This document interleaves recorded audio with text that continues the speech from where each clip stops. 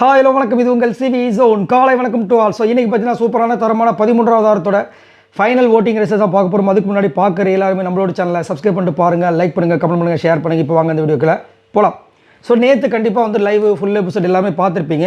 உங்களுக்கு முதல் என்ன தோணுச்சு, அந்த சண்டைக்கு காரணம் யார், சண்டையில் என்னென்ன பிரச்சனைகள் நடந்துச்சு, உங்களோட கருத்துக்களை முதல் கீழே வைங்க. என்னைய கேட்டிங்கன்னா கண்டிப்பாக வந்துட்டு விஜய் பார்வதி கம்பேரிசன் பண்ணது மிகப்பெரிய தவறு. அது வந்து மாற்றுக்கிறதே கிடையாது. அதாவது சாண்ட்ரா வந்துட்டு கால் வச்சு அந்த கதவை திறந்து தள்ளி விடுறதா ரொம்ப பெரிய தவறு. இது எப்படின்னா, அவங்க என்ன சொல்ல வராங்கன்னா, அந்த அதுக்கு முன்னாடி டாஸ்க்கை வந்து போட்டு அமுக்கும்போது அவர் ரொம்ப கத்திருப்பார் கமருது. எனக்கு அப்போ எப்படி இருந்திருக்கும் அப்படின்ற மாதிரி சொல்கிறாங்க.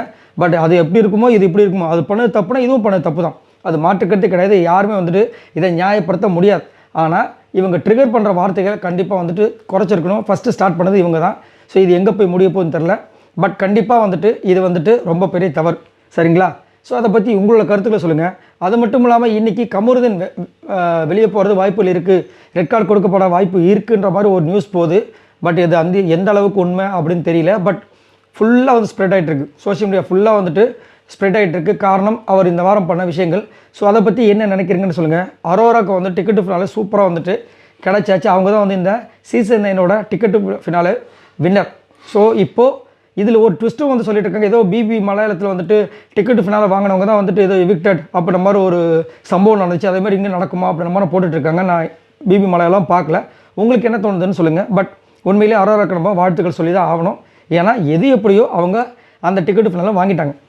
இப்போ வாங்க நல்ல லேசஸ் வீடியோக்குள்ளே போகலாம். ஃபர்ஸ்ட் பிளேஸில் யார் இருக்கா அப்படி பார்த்தீங்கன்னா நம்மளுடைய கானா உணவு இருக்காங்க. இவங்க எவ்வளோ ஓட்ஸ் வாங்கியிருக்காங்க அப்படி பார்த்தீங்கன்னா 2,35,415 ஓட்ஸ் வாங்கியிருக்காங்க. ஓட்டிங் பர்சன்டேஜ் பார்த்தீங்கன்னா 25.73. ஸோ கானா வினோத் கண்டிப்பாக தரமான ஒரு சம்பவம். வேறு மாதிரி ஓட்டு வெறித்தனமாக வந்துட்டுருக்கு. இந்த மாதிரி ஓட்டு இது வரைக்கும் நான் ஆல்ரெடி சொன்ன மாதிரி தான் சீசன் 9 பொறுத்த வரைக்கும் இவ்வளோ ஓட்டு யாருக்குமே வந்ததே கிடையாது. ஒன்லி ஃபார் கானா வினோத் மட்டும்தான். எல்லாருமே 1.5 லட்சம் வாங்குவாங்க, இல்லை அதை தாண்டி வாங்குவாங்க. அதுவும் திவ்யா தான்.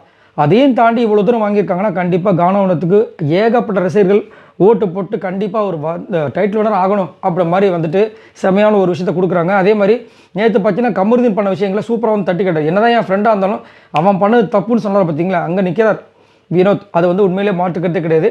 அது மட்டும் இல்லாமல் அவங்களுடைய மனைவி அன்றைக்கே சொல்லிட்டு போனாங்க, இவங்க 2 பேரும் ஃப்ரெண்ட்ஷிப் நல்லாயிருக்கு, இவர் தப்பு போனால் நீங்களும் சொல்லுங்கள், அவர் தப்பு நீங்கள் தப்புனா அவங்க உங்களை சொல்லட்டும், அதுதான் நல்லா இருக்குன்ற மாதிரி சொன்னாங்க. சூப்பராக பண்ணிட்டுருக்காரு. ரெண்டாவது பேஸ் பார்த்தீங்கன்னா திவ்யா இருக்காங்க. இவங்க எவ்வளோ ஓட்ஸ் வாங்கியிருக்காங்க அப்படி பார்த்தீங்கன்னா 1,76,040 ஓட்ஸ் வாங்கியிருக்காங்க. ஓட்டிங் பர்சன்டேஜ் பார்த்தீங்கன்னா 19.24.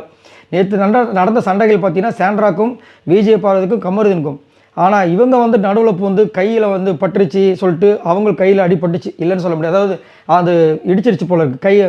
அதுக்கப்புறம் அவங்க பேசி அதுக்கப்புறம் அவங்க பேசுகிறதுலாம் எக்கச்சக்க ஏராளமான வார்த்தைகள். அதாவது சாண்ட்ரா பண்ணதுக்கு, அதாவது விஜய் பார்வதி கமருதீன் சாண்ட்ரா பண்ணது ரொம்ப பெரிய தவறு. ஆனால் திவ்யா வந்து அதுக்கு வந்துட்டு பேசின வார்த்தைகள்லாம் ரொம்ப மோசமான வார்த்தைகள். அது ஏன் வந்து தொடர்ந்து பண்ணிகிட்ருக்காங்க. அதுவும் குறிப்பாக பார்த்தீங்கன்னா அவங்களுக்கு விஜய் பார்வதினாவே பிடிக்காது. அதை அங்கே வந்துட்டு நல்லா யூஸ் பண்ணிக்கிட்டாங்க.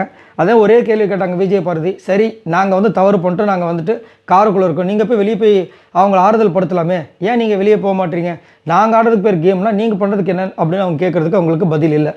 பட் இருந்தாலும் திவ்யா வந்துட்டு அது பண்ணியிருக்க தேவையில்லை, ரொம்ப கெட்ட பேர் வரும். இதை அவங்கள பற்றி என்ன நினைக்கிறீங்கன்றத சொல்லுங்கள். மூணாவது பேஸ் பார்த்தீங்கன்னா பார்வதி இருக்காங்க. இவங்க எவ்வளோ ஓட்ஸ் வாங்கியிருக்காங்க அப்படி பார்த்தீங்கன்னா 92,203 ஓட்ஸ் வாங்கியிருக்காங்க. ஓட்டிங் பர்சன்டேஜ் பார்த்தீங்கன்னா 10.08. ஸோ இன்றைய நாள் வந்துட்டு அவங்க கடந்துட்டாங்க அப்படின்னா அவங்க வந்து ஸ்மூத்தாக போகும்னு நினைக்கிறேன். மேக்ஸிமம் கடந்துருவாங்க, பிரச்சனை இல்லை. பட் இருந்தாலும் பெரிய டோஸ் விடுவோம், கொஞ்சம் நெஞ்சம் கிடையாது, சரியான டோஸ் விழுகிறதுக்கு வாய்ப்பு இருக்குது. ஏன்னா அவங்க வந்துட்டு நேற்று அவங்களுக்கு நடந்த விஷயங்களுக்காக, அதாவது முந்தானத்து நடந்த விஷயங்களுக்காக இவங்க இப்போ பண்ணன்னு சொல்கிறாங்க. அது முற்றிலும் தவறு. அது வேறு, இது வேறு. அதே மாதிரி வந்துட்டு இவங்களும் வந்து விஜய் பார்வதி வந்து பொறுக்கி பாரு சொன்னது வந்து ரொம்ப ரொம்ப தவறான விஷயங்கள். அது மட்டும் இல்லாமல் காமம் பண்ணிகிட்ருக்கீங்கன்னு சொல்லிட்டு ஒரு வார்த்தை விட்டுருப்பாங்க. அதுவும் ரொம்ப பெரிய தவறு. அதை வந்துட்டு ரொம்ப அசிங்கப்படுத்துகிற மாதிரி ஒரு விஷயம். அதை பண்ணியிருக்க தேவையில்லை. இதெல்லாம் ட்ரிகர் ஆனதுனால அவங்க வந்துட்டு அதை பண்ணிட்டாங்க. பட் இருந்தாலும் வாய் வார்த்தைகள் தான் இங்கே வந்து கணக்கெடுத்துப்படுமே தவிர இந்த மாதிரி ஃபிசிக்கல் வயலன்ஸ் கணக்கெடுக்கப்படாது. அதை செஞ்சிருக்கக்கூடாது விஜய் பார்வதி. நாலாவது பேசுகிறதுனா கமருதீன் இருக்காங்க. இவங்க எவ்வளோ ஓட்ஸ் வாங்கியிருக்காங்க அப்படி பார்த்தீங்கன்னா 82,983 ஓட்ஸ் வாங்கியிருக்காங்க. ஓட்டிங் பர்சன்டேஜ் பார்த்தீங்கன்னா 9.07. ஸோ கமருதீன் கண்டிப்பாக வந்துட்டு இன்றைக்கி பயங்கரமான ஒரு சிச்சுவேஷனில் இருக்கார். கண்டிப்பாக எனக்கு தெரிஞ்சு இந்த நாள் கடக்கிறது ரொம்ப கஷ்டம். பட் கடந்துட்டான்னா அவர் வந்து இதுக்கப்புறமா என்ன பண்ண போகிறாரு தெரியல.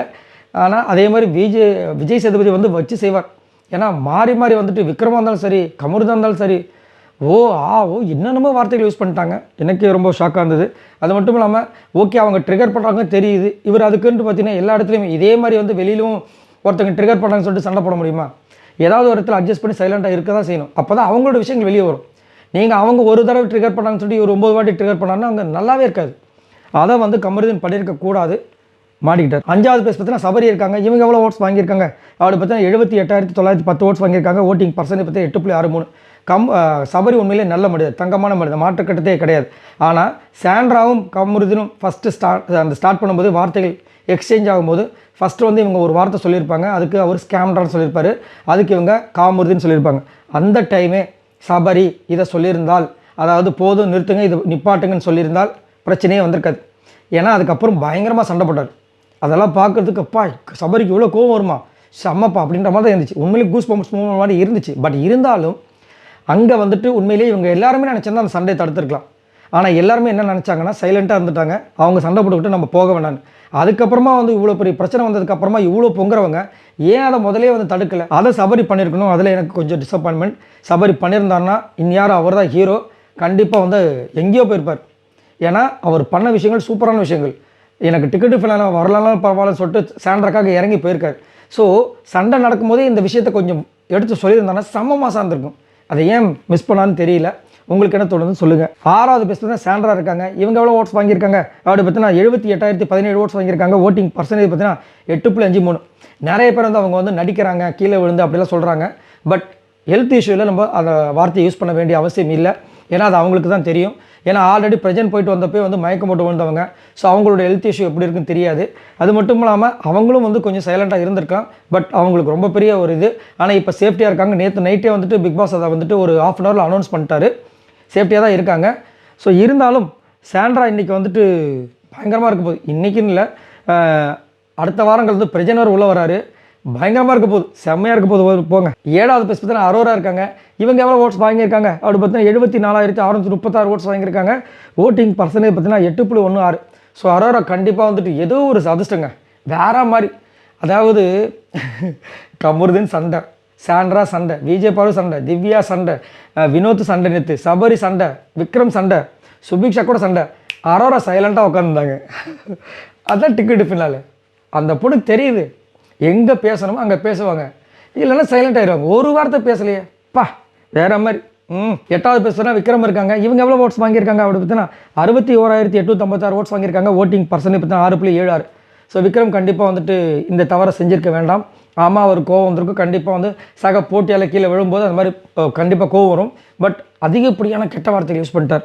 எனக்கு ரொம்ப ஷாக்காக இருந்தது. இது அவங்க வீட்டில் இருக்கவங்க, அவங்க மனைவி ஏற்கனவே வந்து ரொம்ப ஃபீல் பண்ணிட்டு போனாங்க. அதை பார்த்தாங்கன்னா ரொம்ப வருத்தப்படுவாங்க. அம்மாவும் இருக்காங்க, அப்பாவும் இருப்பாங்க, அவங்களும் பார்த்தா வருத்தப்படுவாங்க. அதுக்கப்புறம் வந்து சண்டிக்கு வாடான்றாரு, மயிராண்டி என்னென்னமோ பேசுகிறார். நிறைய வார்த்தைகள் விட்டாங்க. அதெல்லாம் தவிர்த்துருக்கலாம். என்ன பண்ணுறதுன்னு தெரியல. விக்ரம் அதாவது எனக்கு தெரிஞ்ச இந்த வாரம் வந்து விக்ரம் கடக்கிறது ரொம்ப கஷ்டம். ஏன்னா ஓட்ஸ் ரொம்ப கம்மியாக இருக்குது.